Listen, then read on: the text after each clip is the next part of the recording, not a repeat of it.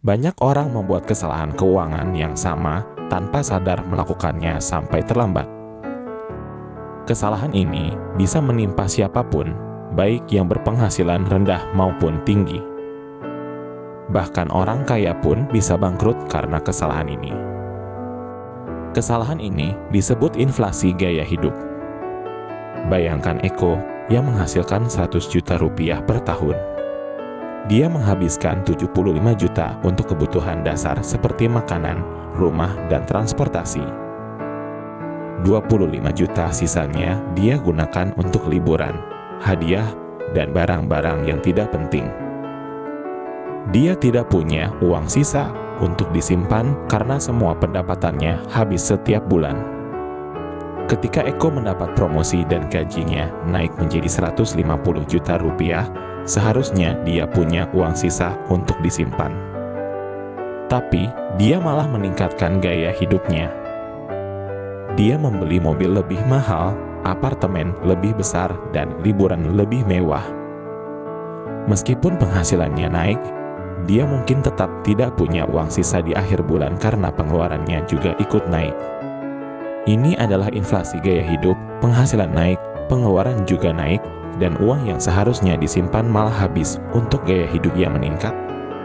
Eko juga mulai makan di restoran yang lebih mahal atau menggunakan jasa pesan antar makanan. Meskipun penghasilannya naik, dia tetap tidak punya uang sisa di akhir tahun. Ini adalah contoh inflasi gaya hidup, penghasilan naik, pengeluaran juga naik, dan uang yang seharusnya disimpan malah habis untuk gaya hidup yang meningkat. Inflasi gaya hidup sering terjadi ketika orang mulai menghasilkan lebih banyak uang, tetapi mereka juga menghabiskan lebih banyak uang.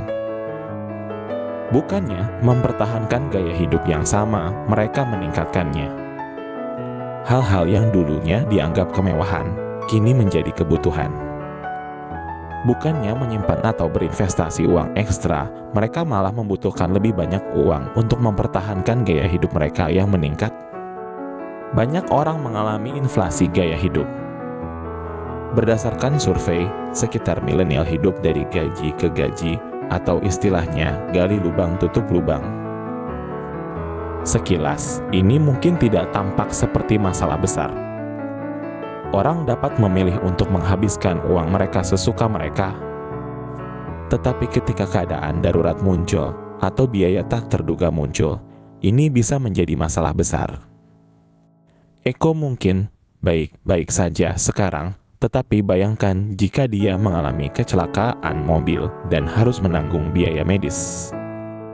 Atau bayangkan dia kehilangan pekerjaannya.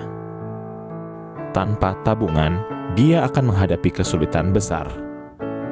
Singkatnya, inflasi gaya hidup membuat orang kesulitan menyimpan uang dan menghadapi masalah finansial saat terjadi keadaan darurat. Meskipun penghasilan Eko naik, biaya hidupnya tetap sama dan dia tetap tidak punya cukup uang untuk menutupinya. Ini menunjukkan bahwa Eko harus mempertahankan gaya hidupnya yang sama dan menyimpan uangnya, bukan menghabiskannya. Seseorang mungkin berpendapat bahwa Eko harus berusaha mendapatkan lebih banyak uang. Dengan begitu, dia bisa mempertahankan gaya hidupnya yang baru dan menyimpan sisanya. Memang benar bahwa semakin banyak uang yang Anda hasilkan, semakin mudah untuk menabung. Namun, perlu diingat bahwa bahkan orang kaya pun tidak kebal dari inflasi gaya hidup. Banyak atlet profesional mengalami kebangkrutan beberapa tahun setelah pensiun. Baik pemain bola, tinju, basket, dan lain-lain, mereka sering mengalami kesulitan keuangan.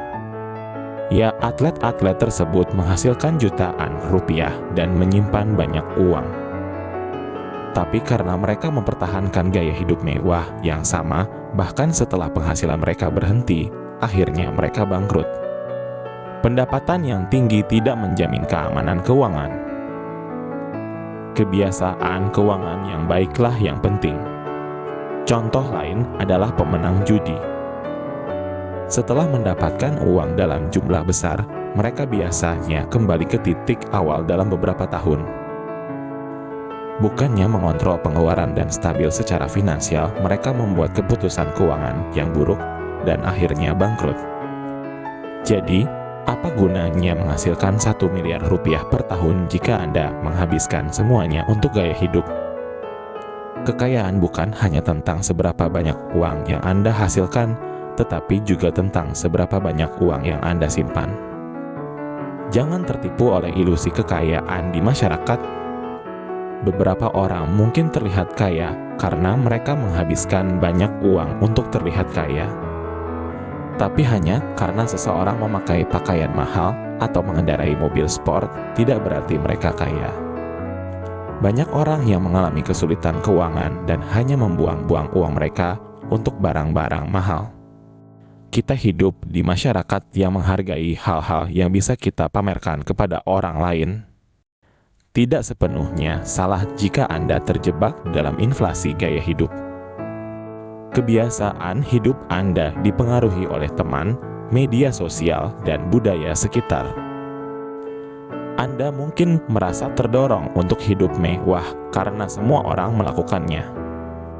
Tapi ingat, normal dalam hal ini berarti bangkrut dan hidup dari gaji ke gaji. Bagaimana cara menghindari inflasi gaya hidup? Mengetahui dan mengakuinya adalah langkah pertama. Jika Anda memahami bahwa ini adalah sesuatu yang bisa terjadi pada Anda lebih mungkin untuk menyadari ketika itu terjadi. Langkah selanjutnya adalah disiplin diri. Sebelum membeli sesuatu, pikirkan dengan matang dan tanyakan pada diri sendiri, apakah pembelian itu akan meningkatkan hidup Anda. Banyak keputusan pembelian kita dilakukan secara impulsif dan tanpa pertimbangan. Apakah Anda benar-benar membutuhkan iPhone baru setiap tahun? Apa yang salah dengan yang Anda miliki sekarang?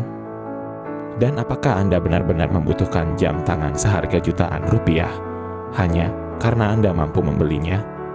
Toh, apa bedanya dengan jam tangan seharga ratusan ribu? Keduanya menunjukkan waktu yang sama. Berhentilah membuang-buang uang untuk hal-hal yang tidak memberikan manfaat jangka panjang hanya karena Anda punya uang lebih saat ini. Selalu ada sesuatu yang bisa Anda belanjakan uangnya. Pada akhirnya, menghabiskan uang itu mudah, tapi menghasilkan uang jauh lebih sulit. Jadi, setiap kali pendapatan atau gaji Anda naik, jumlah uang yang Anda tabung dan investasikan juga harus naik. Pendapatan Anda tidak pernah terjamin. Itulah mengapa penting untuk hidup sesuai kemampuan dan sisihkan uang untuk hal-hal yang tidak terduga. Orang dengan pendapatan lebih tinggi mungkin lebih mudah menabung, tapi jika mereka boros, mereka bisa dengan mudah bangkrut. Orang dengan pendapatan lebih rendah pun masih bisa menabung jika mereka menyusun anggaran dengan cermat. Mereka harus menentukan jumlah uang yang cukup untuk membiayai gaya hidup mereka dan tidak boleh menghabiskan lebih dari yang dibutuhkan. Bukan berarti Anda harus menabung semua uang Anda.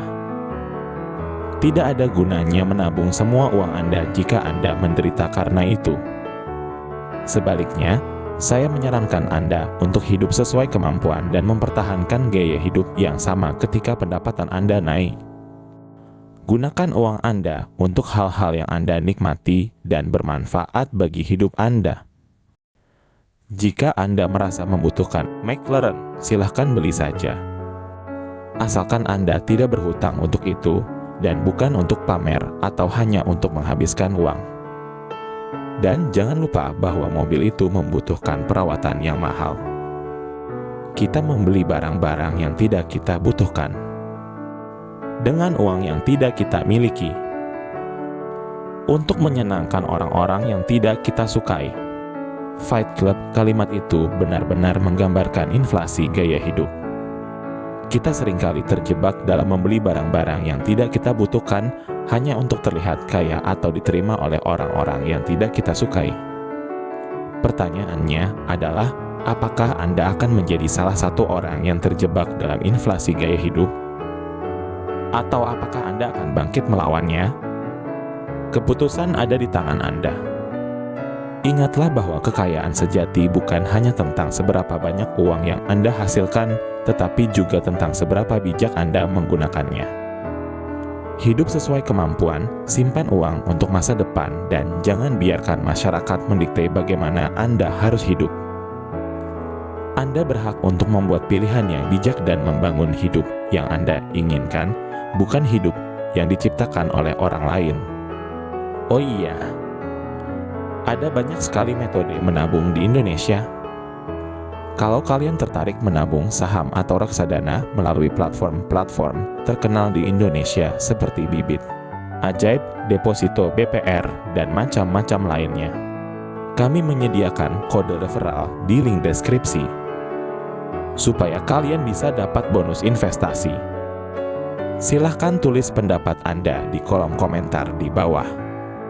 Kalau mau berdiskusi, berpendapat, atau ada request video, boleh langsung tulis di kolom komentar. Jangan lupa like, subscribe, dan share video ini supaya konten-konten edukasi semakin berkembang di Indonesia.